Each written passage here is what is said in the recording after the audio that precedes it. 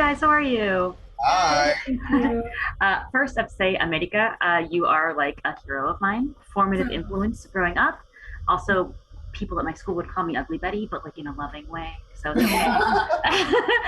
um, I always take it as a compliment. now, Gentefied is such a good show. Like, I'm really invested in it. I love the second season. My first question, let's go with Marvin. Pop's impending immigration case is such a big factor this season, and I feel like the show takes a much more nuanced approach than you usually see when immigration is the issue. Can you talk about the research that the writers' room had to do, or like how you wanted to approach the story? Yeah.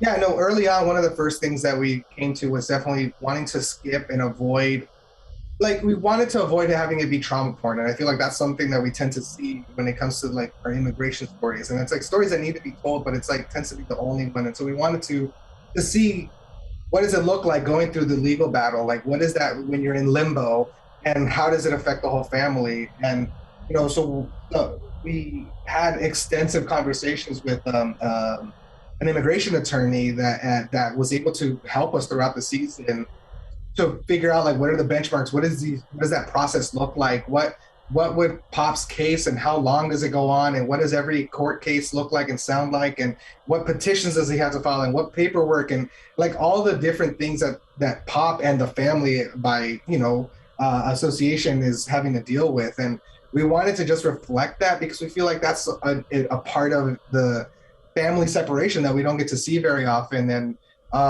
And to just feel that kind of like cloud that's hanging over everybody. Like, we still wanted to feel and that brown joy and be able to see everybody laughing and creating fun new memories and finding new love, but in the background is that noise and that impending, like, potentially having the rug pulled out from under you. And we wanted to kind of really capture that it's such a what's the word I'm looking for?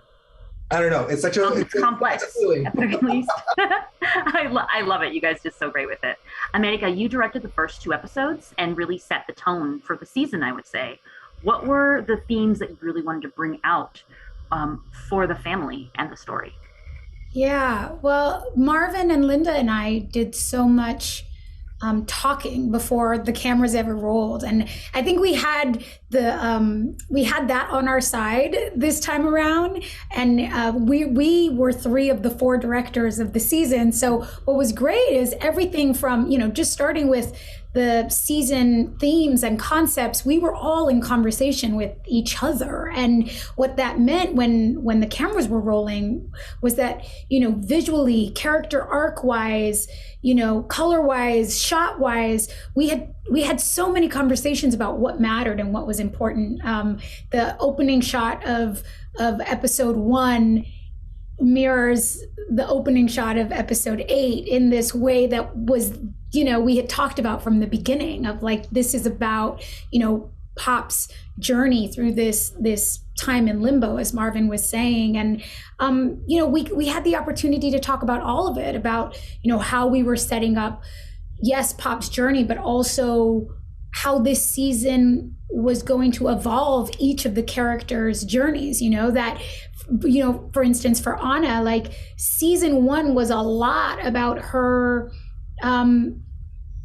getting to taste what it felt like to have some success as an artist, but at the cost of, a little bit of compromise, compromising herself, losing her relationship, losing some trust that she had in the systems that she thought were going to help give her everything she wanted. And we had conversations early on about like, we don't need to really even see that again. We don't need to see it again.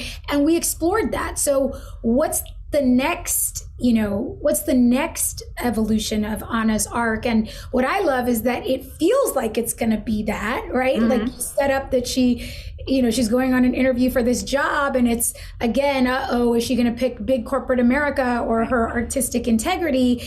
And her storyline goes in a whole other direction with that new character that we brought into this season. So it was so wonderful to get to just, from before a camera even rolled, to really spend so much time with Marvin and Linda discussing the character arcs and themes and the visual themes were a really big part of it this season, which I hope you see in the first 2 episodes, but you definitely see throughout the season, just how everything sort of got taken up many notches this season visually. I love that so much. And speaking of those new characters, I just want to say, Linda, I love all the new characters. Can you just quickly talk about Melina, though?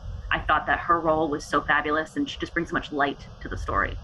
Yeah, Melina was someone that we thought of early on. We wanted to show the lawyers in our community who are fighting for our community, who are fighting for our families, who are fighting to keep families together.